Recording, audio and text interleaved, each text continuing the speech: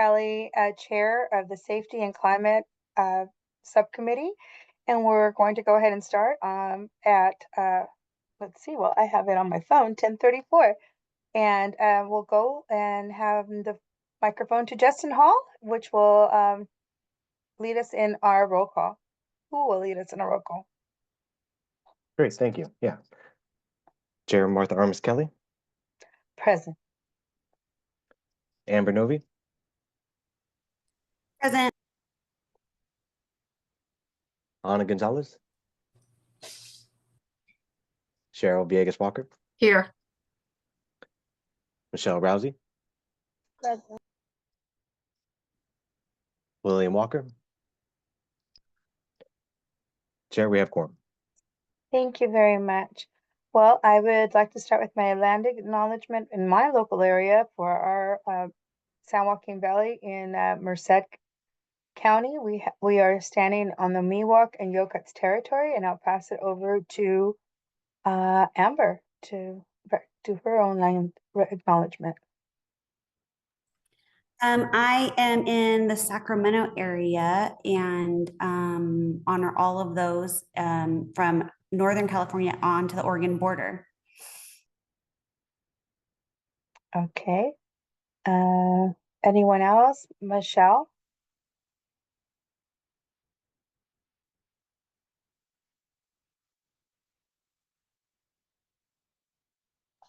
Sorry, guys. It's, my brain is not working this morning. Sorry, guys. Oh, that's okay. Miss Michelle? Yes, good morning, everyone. Welcome from Imperial County, ancestral home of the Kumeyaay tribe. Thank you so much. Anyone else that's on our call?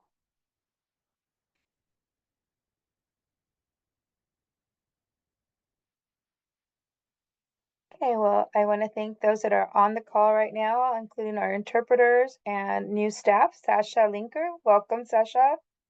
I think this is your first meeting with us in this setting. So we want to recognize all those. And I see others that are on the call as well. Thank you so much, staff. And we'll move on to public comment. Is there any public comment? Thank you, Chair. I'm not seeing any requests for public comment at this time. Thank you. Thank you. Moving on to item 4 is the adoption of the November 2024 meeting minutes. As you recall, we had a discussion where we were looking at our vision and mission statement. And part of that discussion was looking at subject matter experts, deciding on how we were going to go ahead and move forward. One of those items brought up were the fact that we would take maybe 2 of our members to go ahead and take the lead, formulate the vision and mission statement, and report back. During that time, we also discussed that we had the pending EAC meeting, and we did decide that we were going to go ahead and move things forward to our EAC meeting, make our announcement, and then reconvene again at this December meeting.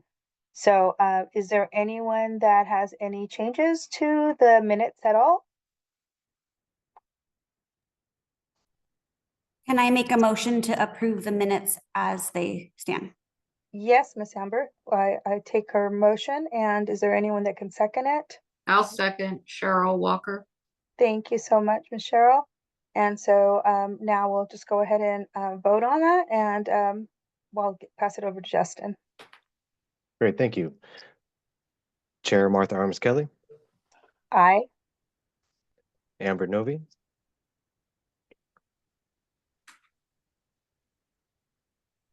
Amber Novi. Aye. Thank you. Ana Gonzalez. Cheryl Villegas Walker. Yes. Michelle Rousey. Yes. Thank you, Chair. The motion is approved. Thank you. Any public comment? We did not receive any requests to comment on this item.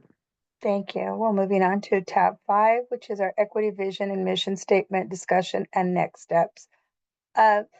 So again, going back to our last discussion, it was a very good discussion. We really kind of seen our limits and understood that we were like kind of all very much limited in our time. You know, that was one of the bigger themes that was happening. So we were talking about time and the upcoming meeting. And we had discussed that possibly having myself and Cheryl be the subject matter experts in the bringing back some type of format. I know that we had some submissions at the end, and I would like to pass it over to Carol to kind of give us a summary of what was discovered during those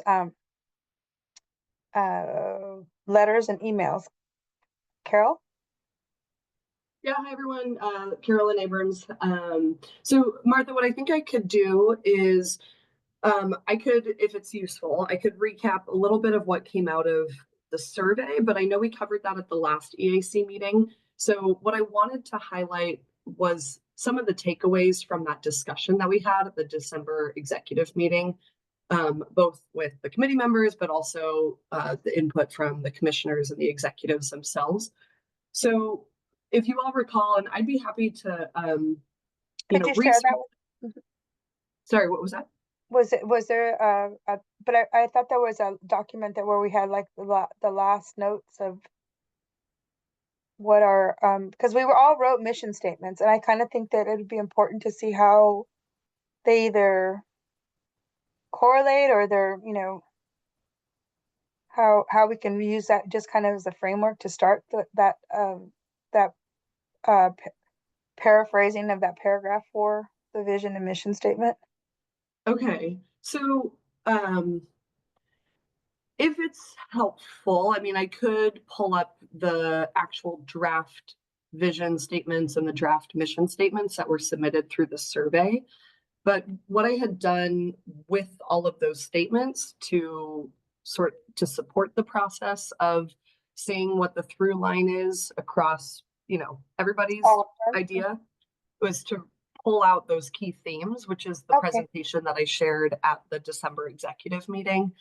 And then from those key themes, I think what was more apparent across the board were just those underlying values that everyone really kept coming back to, both in their vision statements and their mission statements.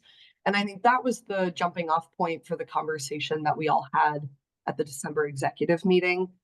So I was thinking that today would be a good opportunity to revisit what came out of that conversation.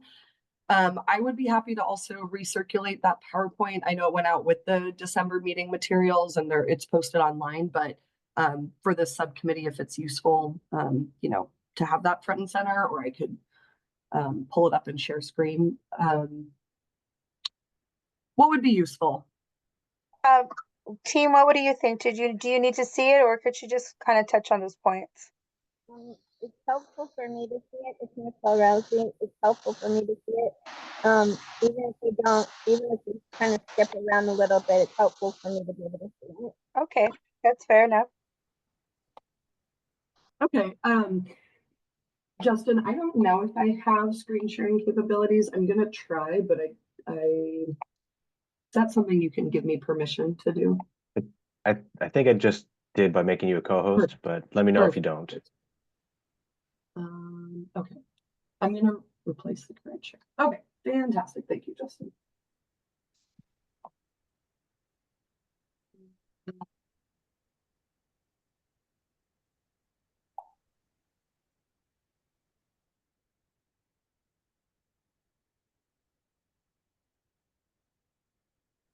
Okay.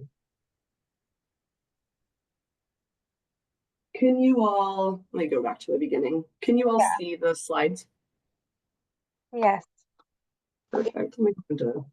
If you could make them a little bit bigger, that'd be great, but there we go. Thank you. Perfect. Okay, so I'm gonna skip ahead through a couple things. And I think what is most useful for this conversation is where we landed on the values. But for people's, just a refresher, these two slides previously include the key themes that I pulled from all of your mission statements that were drafted. And then this slide is all of the key themes that I pulled from the vision statements that people drafted. Keep in mind that there were only about 5 statements submitted from everybody. So that's what I was analyzing through the survey results. But more importantly, apologies for toggling between slides, but more importantly, these were the values that were really coming out of that conversation. And then based on the notes that I took during that discussion at the December meeting, the 3 top values that people kept coming back to included justice and now I can't see my notes. Oh, darn. Okay, hold on. 1 second. Carolyn, I can share my screen if that's helpful. You know, that would be really helpful. Thank you. Because I was like, once I go into presenter mode, I can't pull up anything else that I have. Okay, thank you. Let me stop sharing. Okay. Okay. And Sasha, would you take over for notes while I'm sharing, please? Okay, and then while you're pulling that up, Sequoia, now that I have my notes back in front of me, the other 2 values that people kept coming back to, in addition to justice, was inclusion and safety. So we kept hearing those in the conversation. And then the conversation really shifted more toward like that feeling that we want people to have, like what we want them to take away from reading the vision statement or the mission statement. And that's where people really centered around this like inspiration, like a call to action. There was this sense that people wanted this idea of like people walking away from reading that statement feeling like they could envision like the positive aspects of what we're trying to accomplish. So I think with that and with all of the other notes and the draft statements that have been submitted, there's a lot to work off of.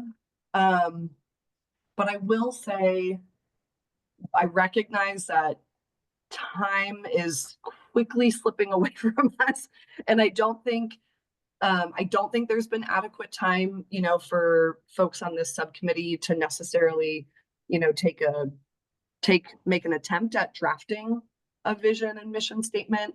So at this point, and Martha, I don't want to take over the facilitation, so I can hand it back to you, but I think a decision has to be made around whether or not you all want to identify a subject matter expert to make an attempt to draft something, or if you want to task staff with drafting something.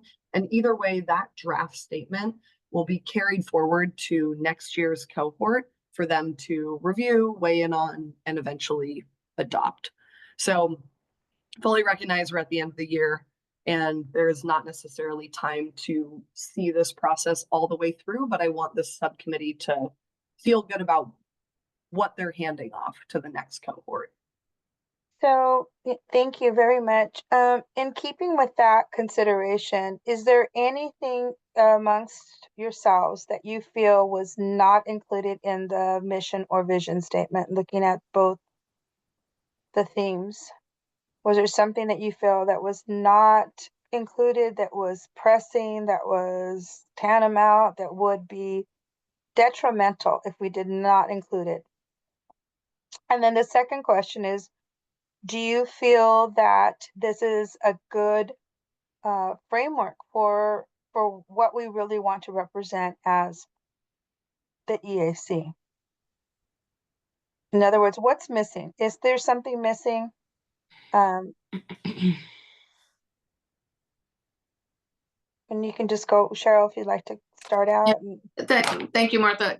I think it's really important, and maybe I'm just not finding the buzzword here. I think it's really important that we focus on planning, and that the forward-thinking role that a lot of what we want to accomplish is very closely tied to land use and planning. And so Carolyn, I'm not sure if I necessarily saw that what I would consider to be, I mean, kind of key to accomplishing any of this. We just have to be just much more mindful about land use. I think so too. then that falls in with environmental justice, really understanding that that's part of all that land management, understanding planning, smart planning, right? Smart development. All of that, correct. So that would have been my take on that as well. Anyone else?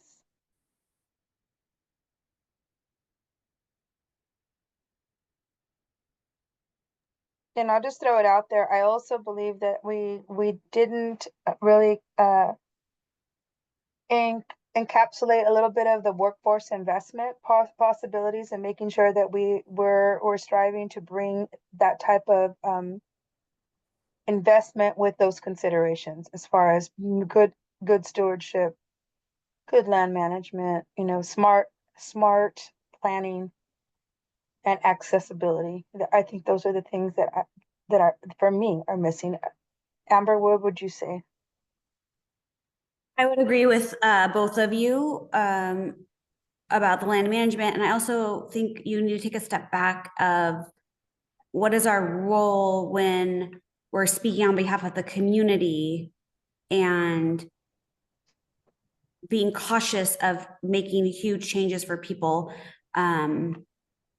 that, can uproot their whole lives in some areas. Oh, Michelle's hand's up.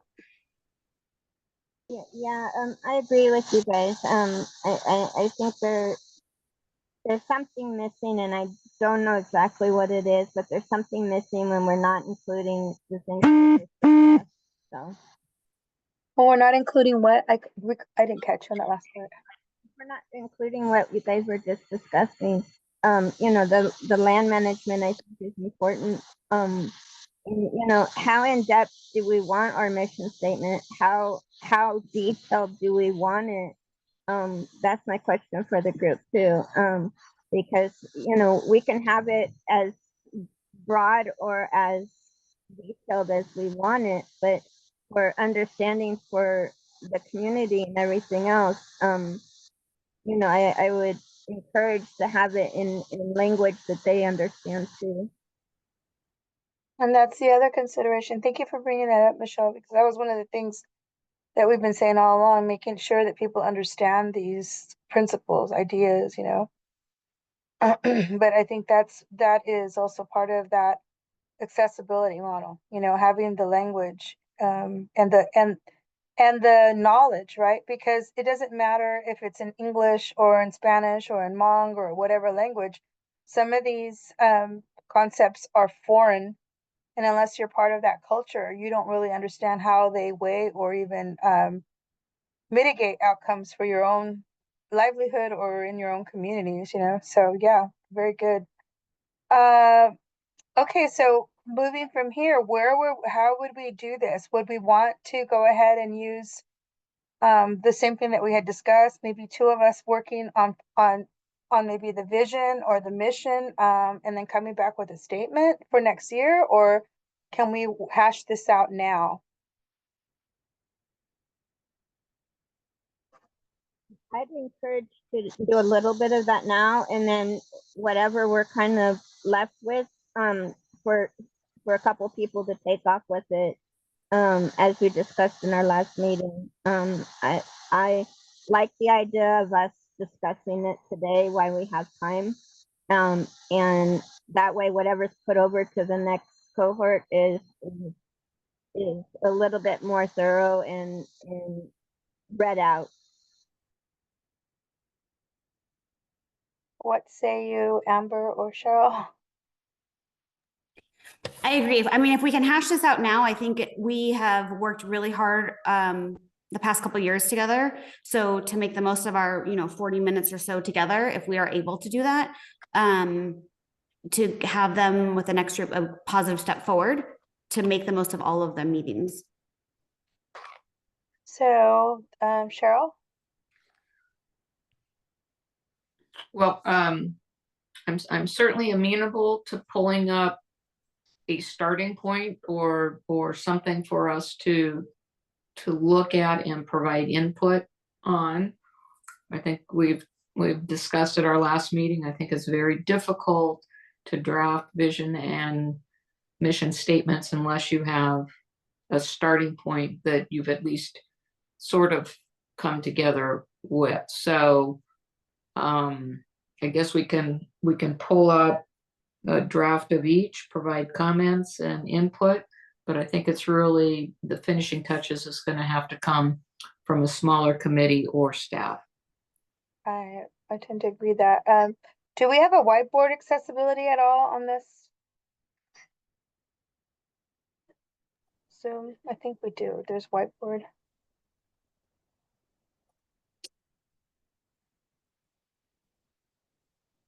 Yeah, I can pull up the whiteboard. What are you thinking?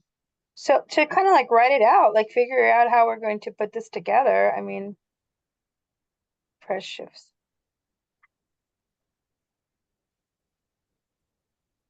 I could copy over the draft statements that were submitted through the Yeah, survey. I think that would help. And then we can kind of just start cutting and pasting and figuring out how we want to put that. I also kind of want to put over to the side a post-it with the things that we talked about, you know, making sure that we use you know, land management, or that we have considerations for land management, environmental justice, and social justice, because that's what we're talking about, making sure that we don't do anything that's going to harm, right, or add burdens to our communities, our existing communities. So our goal is really to bring on these themes, but also with the intention of maintaining California's vision direction in a way that is going to be forward thinking for in the ideas of, you know, smart development, smart land management, etc. You know. I think the word for me is enhance our communities and all those Okay, we ways. can put that down. I mean, what I'm trying to do is kind of create like little word bubbles, and then we'll just start bringing them together.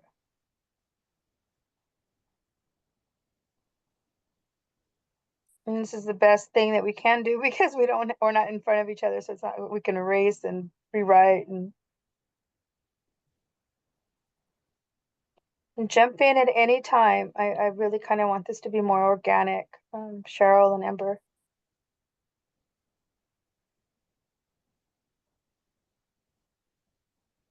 It don't want to lose what was written already. I would like this to kind of like enhance it and fill in at some point in it.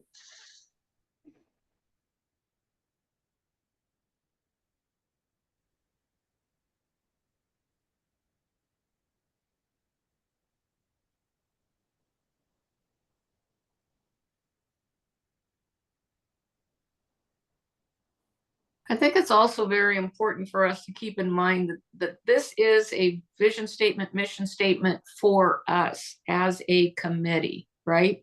And Right. so when I see something like the second one down, transportation equity will be realized when race no longer impacts accessibility, economics, and or health outcomes. That is absolutely 100% correct.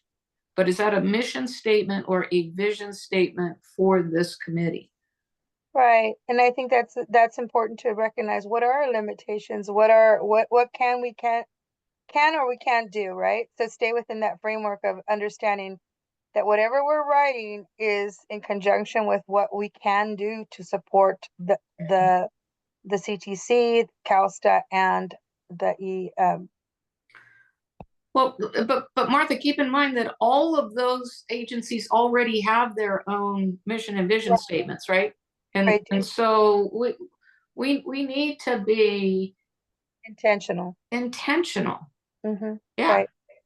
So how can we do that without sounding like we're you know, I'm gonna throw it out there because I want to say kind of like I know that we're not, because we don't have the teeth, but in a way we are kind of like the watchdog, right? We're kind of like saying, making sure that some of the things that are moved or even discussed in the state have been kind of somewhat vetted through our EAC, like, well, that doesn't sound right. Can we address that? Can we look at that? You know, because does that really look like it's equitable for our Californians? Does it look like it's safe for our Californians? So we Well, make yeah. So Martha, I think back to where have we been affected in the last couple of years? What projects and applications, and where have our voices been heard? So I think that it's important for us to, again, stay in our lane. And I don't Right. mean that in No, in any a way disrespectful way, right? to diminish what we're doing, but we need to understand that we have a very specific role to play in the grand scheme of this, right? And we need to articulate where that is. Yeah, I agree. I think the role is to advise also. So,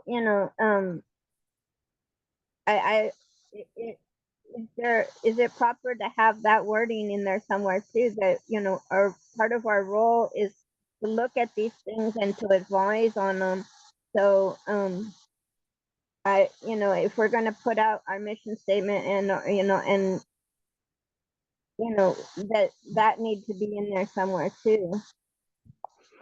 And we have a hand raised from William Walker. Go ahead, William. Hi, good morning, and I apologize for being late. I just want to share that I think that we also have to remember for folks who don't have a space to provide this input. And I know that that race remark may not reflect what my cousin, Member Walker, Viegas Walker, feels about providing her space in this committee, but I think that I'll just say that as a practitioner of planning for the past 20, well, nearly, or my first job in planning was 30 years ago. And I still can't walk into planning spaces and feel like my voice can be heard. And I feel like that sometimes on this committee, surprisingly. And I'm the chair of the committee. So I think that we have to be sensitive to communities that aren't present, that aren't in the room, and that might want something that's a bit more pointed than just saying that we're doing equity work. Can you be a little more specific, even just an example? I mean, I think that it's very evident that transportation infrastructure displaces communities of color. And if we don't have something like that in our statement, then we're not being honest to this process. And those people of color were Italian and Jewish back in the 40s and 50s. They weren't always black and brown, right?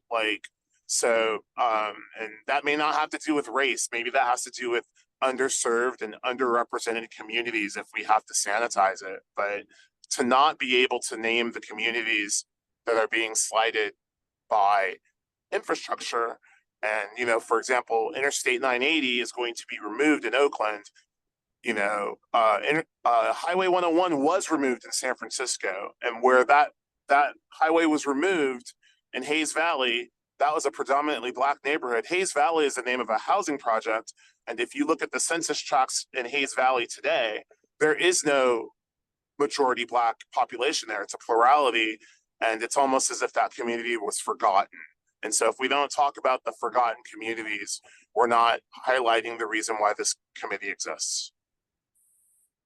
Well, I thank you for your comments, and I do think that I don't want to sound trite, but yeah, I feel that in order to be able to put it in a way that is, I guess, the neutrality of it, I would have to say underserved, underrepresented, because we want to keep it as balanced as we can without inferring any specific preference to any particular group. But I think that what you bring forward is really important, because we do need to say that there are a lot of people that it doesn't matter about color. It really is like there's no one there. Unincorporated areas, areas of disproportion, uh, you know, and I would say color because there's a lot of color, but I would say underserved and underrepresented, and I appreciate your comments. I think it's marginal. I would say it's marginalized committees or communities, and that it transcends race. It transcends ethnicity. We get into people who live in poverty. I mean, all of those marginalized communities, regardless of race, ethnicity, or any other defining personal characteristic. I think that we can collectively say, absolutely, our transportation planning really needs to be focused on respecting outcomes for all of our marginalized communities. Mm-hmm. And I think that it's important to recognize that historically there has been, you know, underrepresented communities, and now we need to mend that. We need to make a conscious effort to mend that, and I think that as being part of the EAC, we're consciously trying to rectify, amend, bring some type of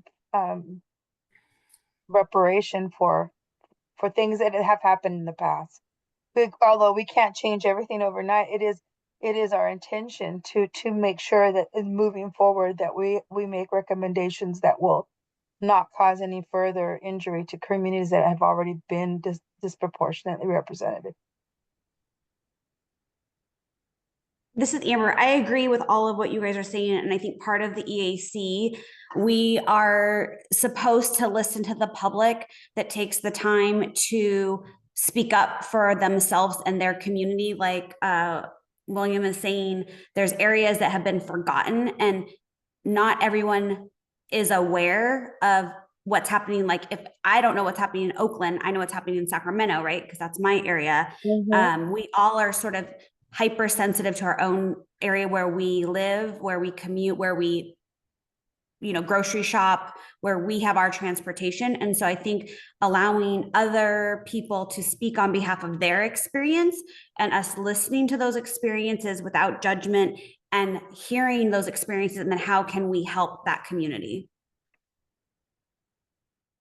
So do you think maybe like creating a space or an environment where others can engage and bring forth their own lived I'm not sure that experiences? we're allowed to do that in this space, but it would be nice to have some, like, be a sounding board, so to speak, for the public of what concerns that they have, and then bring those concerns before the EAC. That's good. That's good stuff. Aren't these subcommittees also open to the public to attend? I'm just asking the question, Michelle Rousey. Yes, all those subcommittee meetings and all of the committee meetings for the EAC are open to the public. You're correct.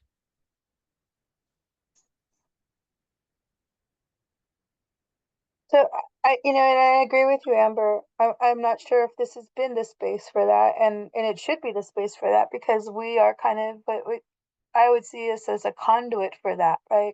Like to be able to bring forth those ideas or representations and say, hey, were you aware that this was happening? And how do you know? Well, at our meetings, people have shown up and actually brought forth these discussions. And I don't, Absolutely. I don't think we've heard of that, Our our assessments haven't been as factual as they could be, because here's a group of people and they have a different priority or a different vision of what we're hearing, as could we include that, or can they be brought into the space? So yeah, I think that's good stuff. All of this is good, and I'm glad that we're doing this through the whiteboard, because these are ideas.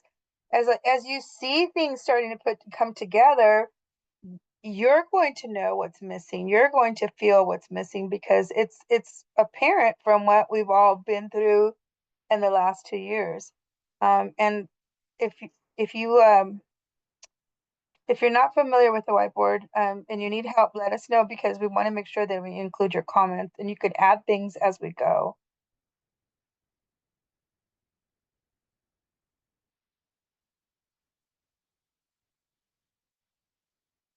Okay. All right, so if we can make that just a little bit bigger, and that way we can see what we're starting to look. So on our draft mission statement, we have land management enhance, what we'd like to enhance, what we've been seeing already. This is a vision statement for the committee, needs to be intentional. And when we say intentional, what can we get an example of that? Like, what do we really want to say? Because for me, intentional is like we're gonna really put some teeth into what we're saying, not just, you know, like an umbrella. I think we do that already, though. You know, as we're reporting out and giving our statements to CPC and other groups, we are making that intentional and making our views known to the wider community. And you know, and maybe that needs to be added to, you know, that you know, we focus, we look at things, and then we bring it out to the wider community for statement, and then bring it back. I don't know if we want to put that in, if that's what we're doing, but that's what it sounds like we're doing in a way. Anyone else?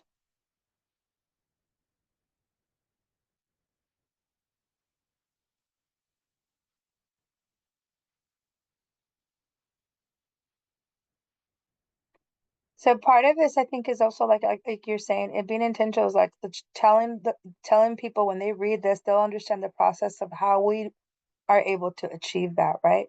How are we achieving that? By the EAC participates in monthly meetings, subcommittee meetings, where they're open, people are invited, people can come. This is a space for others that if you have an idea or even subject matter that needs to be presented to bring a real robust understanding of what is really happening in the community, this is the space to do it. We are the people that you should be coming to.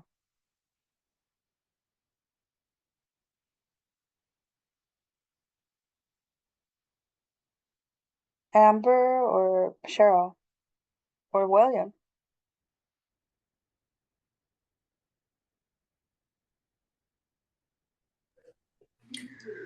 Well, I mean, again, I think to keep us on point here, we certainly can emphasize that identifying and identifying stakeholders and doing a putting effort into effective community outreach could be one of the things that we include in our mission or vision statement, in our mission statement. The value of again making sure that our efforts are focused on including marginalized voices, so that everyone's input is valued and obtained. Okay, that's good. So now if I look, if I maybe asking the staff would be helpful to incorporate to help with their needs. I don't understand that. Could you elaborate? Right. Before we move on, Cheryl, can you say the last thing that you said so I make sure I catch it? Sorry, again, Sequoia, I think we just want to make sure that marginalized voices, that the efforts are made for the marginalized voices to be heard and for them to feel that their input and participation is valued. Got it. So I do want to also say that being part of the EAC is intentional in the sense that we all come from different communities and we all are those voices of those communities. So the goal is to be able to bring us together, and when we do come together, that we also are able to report back what are some of those things that are pressing. and I go back to what William said, if the EAC members have no email, or we don't have a way of them sending us some type of information, I think that now more than ever, they're going to start seeing the EAC members as that conduit. And if I need something, I'm going to go to that EAC member, that local EAC member, or because they go to the District 10 meetings or the District 9 or District 7, wherever you're at. And when they meet, they're going to want to say, hey, this is what's happening here. And I hope that you can report back on that. Would you like more discussion, or would you like us to do a presentation?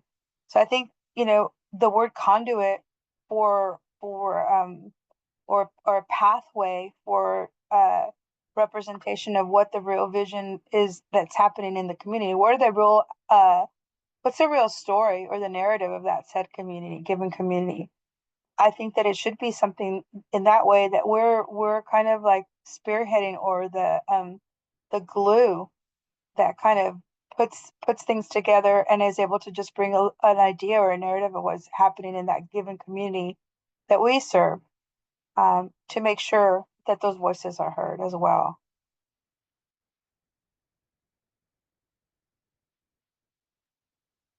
I'll go ahead and jump in and clarify what I typed just as you were asking, Chair. I was just saying that maybe if staff wanted to share if there's anything that they would like to see in the mission that would help with the work that they're doing with the EAC. Thank you, William. And that is important. I mean, we have an idea of what we think is going to be the vision or the mission, but is it in alignment with what you, as staff, or in order for us to be able to have that, what do we need from you, or what can we include in that? Staff? I would say the point that Cheryl made at the beginning of this conversation, I think really resonated. The idea that this should be focused on the committee itself, because as staff, what we will use the vision statement or the mission statement for is really that barometer of when we bring items to the committee for advisory support, or if we are deciding, should the EAC weigh in on X, Y, or Z. The vision and mission statement will really be that guidance that we see everything through. So is this in alignment with the purpose of the committee? Is this in alignment with like what the committee is trying to accomplish? So kind of keeping, not that it can't be, aspirational in terms of, where we see transportation, equity, and justice heading, but it should be really rooted in what the role and the goal of the committee are. So that's what I think would be helpful for staff. And I'll see if Sequoia wants to chime in, but that's what I have.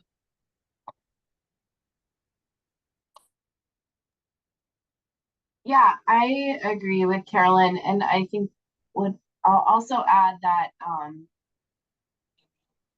as individual departments within our 3 agencies are working to operationalize equity or update vision statements, or engage with new projects, or developing new policies, it can be a statement can be another step on that pathway for kind of reflection and making sure that it's in alignment. And one element that I have also been hearing out from the broader committee too, and is to specifically call out disabilities and disability accessibility. So I would also add that.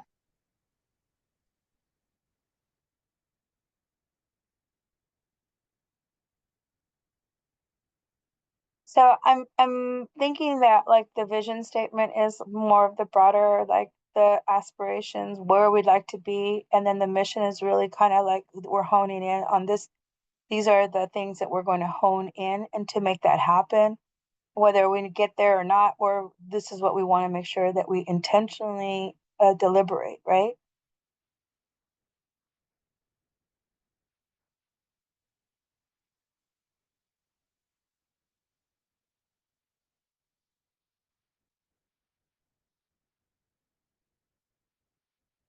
Because when you were saying that, Carol, when you were saying that we had, you want to make sure it's in alignment or in connection.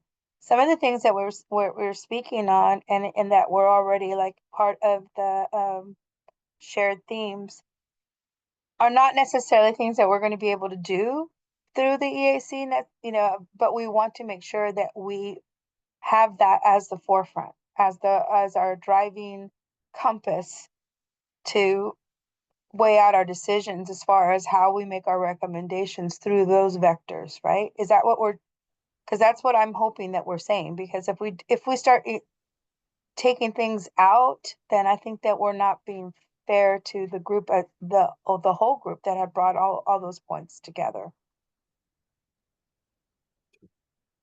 Yeah, so what I hear you saying, Martha, is that with the vision statement and with the mission statement, there would be that foundational piece around, why we're doing this work in the first place, and, why, calling in all of these different aspects, right? But then rooting it back to what the committee's role is in addressing some of these issues. So it's like a both.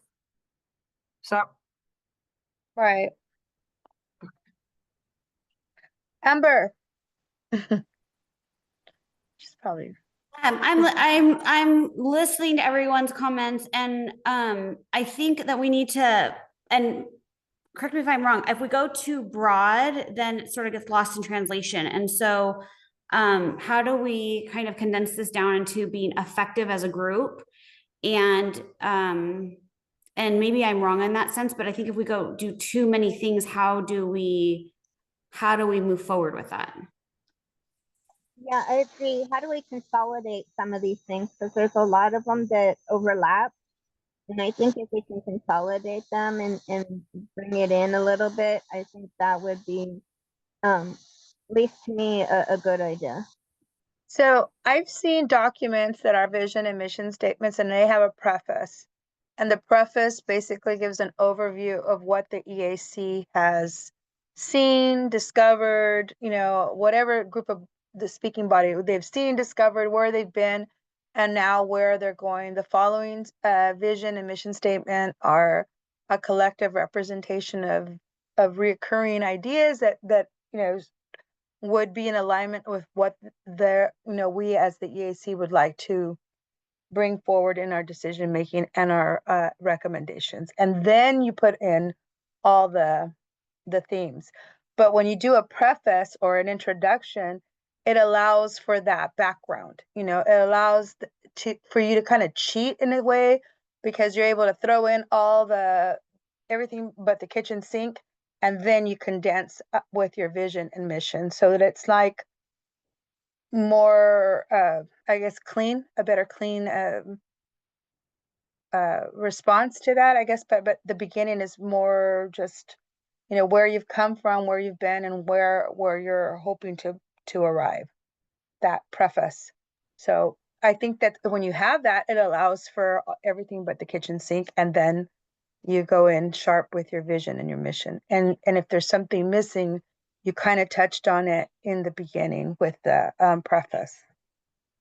yeah, I think that's a good point, Martha. That might allow us to accomplish both. Everything. Yeah. Because I think that all our voices, and this is just, and to be fair, we would never be able to encapsulate everyone's ideas, because there's just so many different nuances that as we start talking, we can just discover. But as we allowed ourselves that ability to say, okay, we're going to all respond. We have 5 responses. And out of those 5 responses, out of the meetings that we attended, out of the meeting before that we did the workshop in the equity, speaking about the vision and mission statement through the EAC, we have a good, strong background of where and what, and like Carolyn says, here are the reoccurring themes. As we're having this discussion, all these other things over here to the side are coming up, and I asked, was there something that we weren't sure that wasn't included, you know? And Cheryl brought up a good point. You know, we have to have that. We have to be intentional. So I think that if we include a good, strong preface and include some of these things that we couldn't put in, right? That just didn't seem like they fit in or are too much to articulate, we can write a good, strong document in the beginning as an introduction, and then like take these points that we've been saying so that they're not minimized, and allow ourselves to be able to be comfortable, to be okay with what we've decided on, because we do have some type of a preface to kind of give that reader or that person a good understanding of how, and I guess what I'm trying to say, it's hard to put everything together when there's so many layers to this. And I guess that's kind of the beauty of the EAC, because we're going to be responding to those layers, or the new cohort will be responding to those layers of how to do this. And maybe when they see this, they're going to say, oh, this was too much. Maybe they want to cut it out. But I think that it's important to include this in a preface, and then like a detailed vision and mission statement, so that they could have an idea of who we were, right? I mean, what we believed in, and hopefully they will be able to carry that and bring it into fruition. What say you?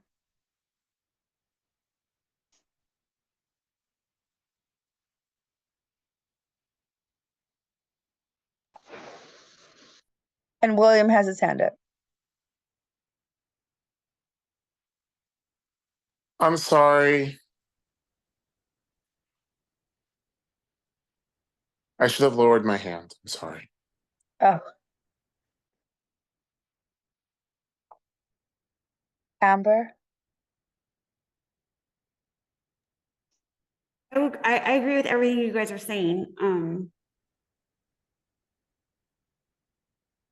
Like you guys said, to narrow it down a bit with a broader statement as the vision.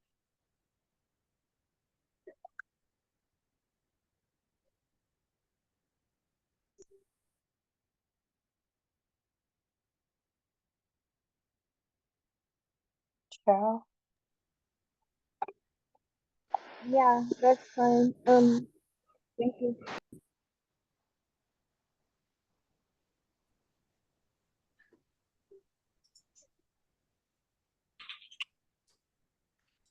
So I know we're coming close to time, and I think one thing that would be helpful to walk away with is a decision about whether this subcommittee still wants to identify one person or two people to actually make an attempt at a draft statement, or if you all want to task staff with doing that.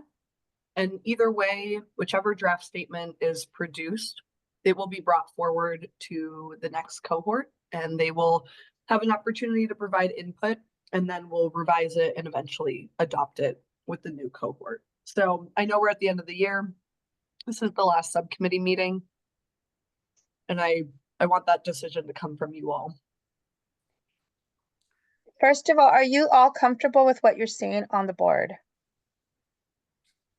So this is Cheryl. I think I am absolutely 100% comfortable. And if staff believes that they have the bandwidth to take on this project, I think that they are in a perfect position to understand what's already been prepared as mission and vision statements for all three agencies that formed the EAC. And they, I think, are in a great position to articulate what the vision was of those three founding agencies coming together to prepare or to give us a very intentional role So again, I thought one of the reasons this came to the committee in the form that it did was because staff was being slammed with so much other work that there wasn't space on their plate for this. But I would be more than happy for staff to take a leading role in this, with the opportunity for the committee members to provide feedback on what staff is able to draft. That's how I feel. I feel the same way. As long as we take what we are giving you right now, I think that this is good. I think this is a lot more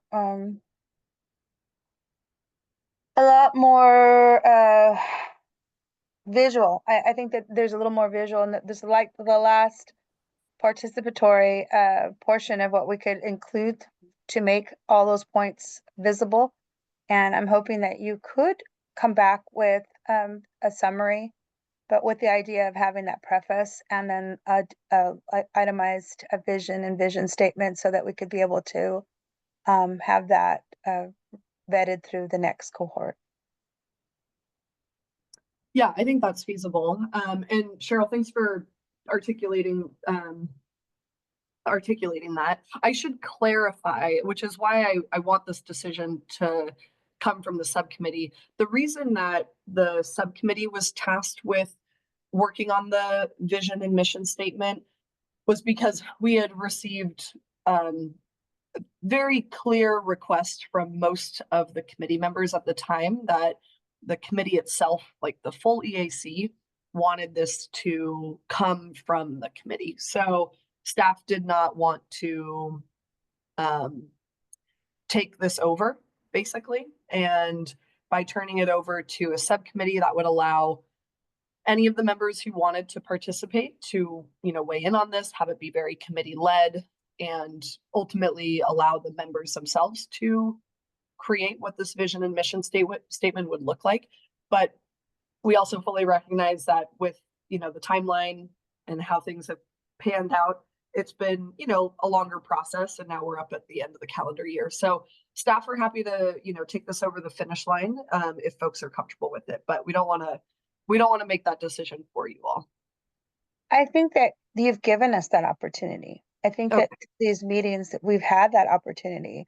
Could we go on with it? Yes, I think that this could go on even a couple more meetings, because it's still something that is verdant. It's growing, right? But for sake of time and to be able to bring back something to the future cohort, I think that we've given it a good attempt, and we've given a lot of good input, that if we could articulate and put it in a concise and an adequate format that we could bring back to them, I think that that's what we really want to do. And if they want to change it up once they're in, and they feel that it's not representative, or it's not as inclusive, or whatever it may be, they'll have the opportunity to be able to look at it and have at least something to work from. Whereas if we don't come up with something, or we don't say, hey, let's move forward, they're not going to have anything, and they're going to be back in the same paradigm shift. And that's not what we want. We want to give them something that they can actually, pick and choose and sign off on.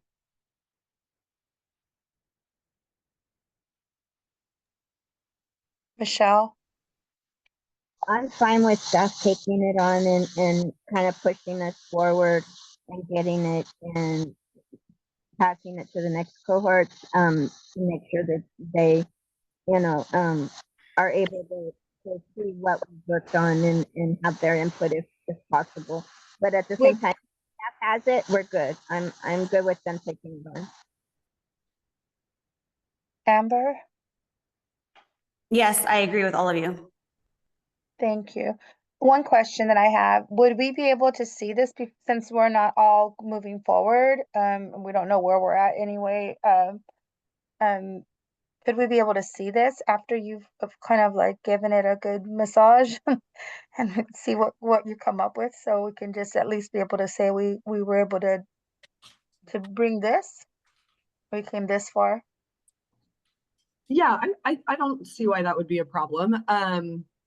You know, for anyone who is terming out, your term would end in March anyway. So Oh, you know, okay. we can remain in contact with you all, you know, until then. And then at a minimum, if we were putting this forward, let's say at the first meeting of 2025, which would be taking place in March with the new cohort, it would be part of the meeting materials, which would be publicly posted. So let's say hypothetically, you know, with staff capacity or whatever, maybe this is brought to a later meeting and you all have termed out or whatever that looks like. If you are ever interested to see this, the final product, it would be publicly posted at some point as part of like draft meeting materials, things like that. Thank you. That's cool. That's really good. I'm fine with whatever staff decides. So yeah, because I think that we've spent the last 2 years trying to get to this point. So we're here. So we gotta go with what we have. And so I appreciate all the work that this committee's done for it. And I appreciate all the work the staff has helped us usher it to get to where we are. And I'm happy to be in contact if you need me between now and March as well. Thank you. All right, so let's go back to our agenda and any last comments, burning desires, anything that you'd like to throw in before we close the door on this particular item? I'll just say I really feel heavily invested in the mission and vision statement, so I appreciate that we will have an opportunity to kind of at least get this to the starting line, if not over to the finish line. We'll get at least to the starting line with additional opportunities for input. Thank you. Amber? I think that it's been great to have all of this input and time and ability to kind of have the soundboard, the whiteboard. I think is a great idea for everyone to kind of compile all their thoughts and ideas into one space. And I'm confident that Carolyn and Sequoia and the teams will kind of narrow all of that down based on all of our thoughts and ideas. And so it's been good. I'm really happy with this. Thank you. Michelle? I'm fine. I think staff will be able to do what that's needed to push it forward, and I appreciate that we were able to give input on it. Thank you. All right. William, any last comments?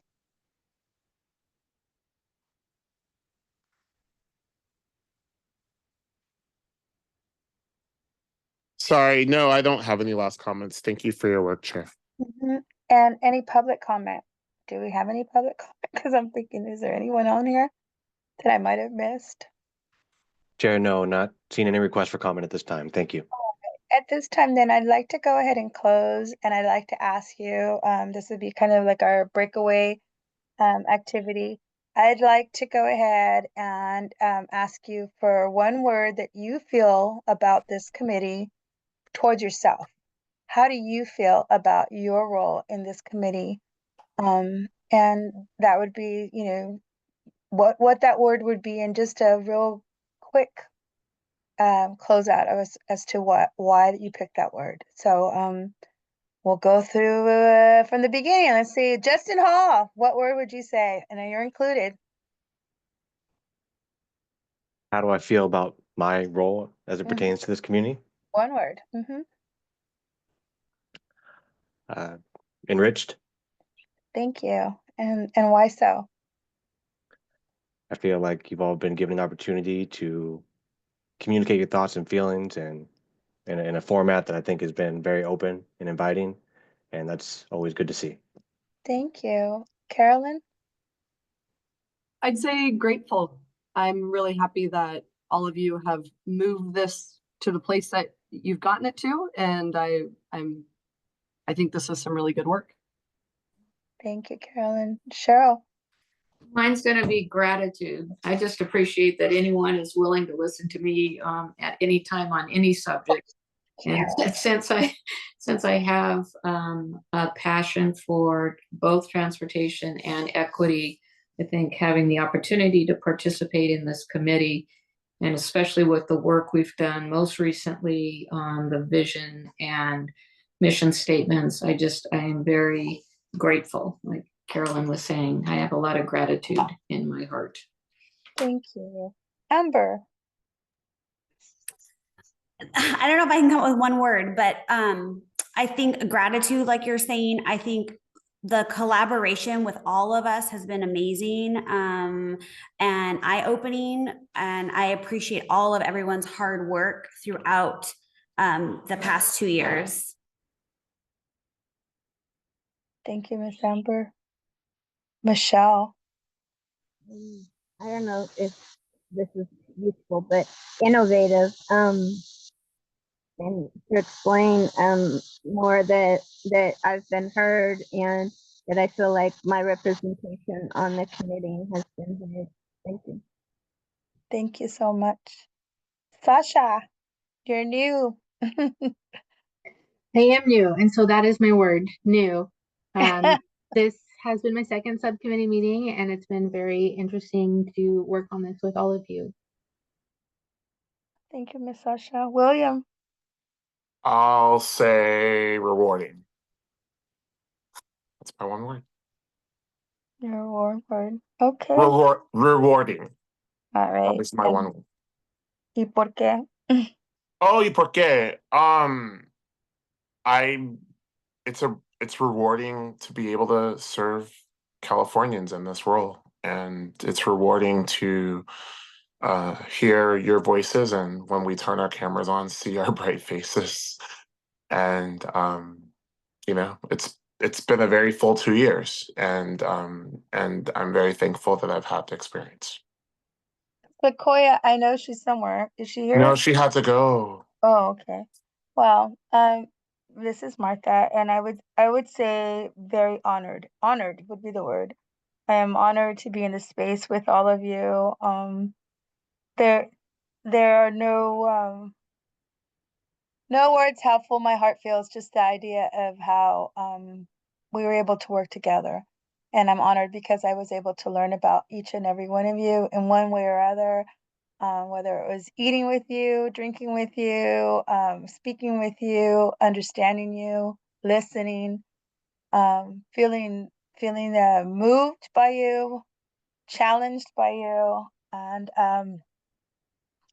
I think better by you, made better by you. So thank you, everyone. I hope that we can get some information brought back from this meeting, maybe in writing. Do you know about how much time will it take before we can get like a turnaround on that document, Carol? You mean on the draft statements? Uh-huh. No promises. I think this is probably one of the last weeks before a lot of people start heading out of the office for vacation for the holidays. So realistically, this is going to probably be picked up early next year. Okay. Yeah, so like January, February would be a good time frame as we prepare for like the March meeting. Alrighty. So until then, I guess we'll hear from our new, for those that are continuing, congratulations, good luck. And for those that are not, well, we love you and we hope that we continue working with each other. And for me, I just say thank you everyone for what a wonderful experience this has been. And I hope to see you next year, and I hope you guys have a wonderful holiday break. Thank you, Chair. Thank you, everyone. Thank you, Chair. Happy Happy holidays. Bye, everyone. Thank you, everybody.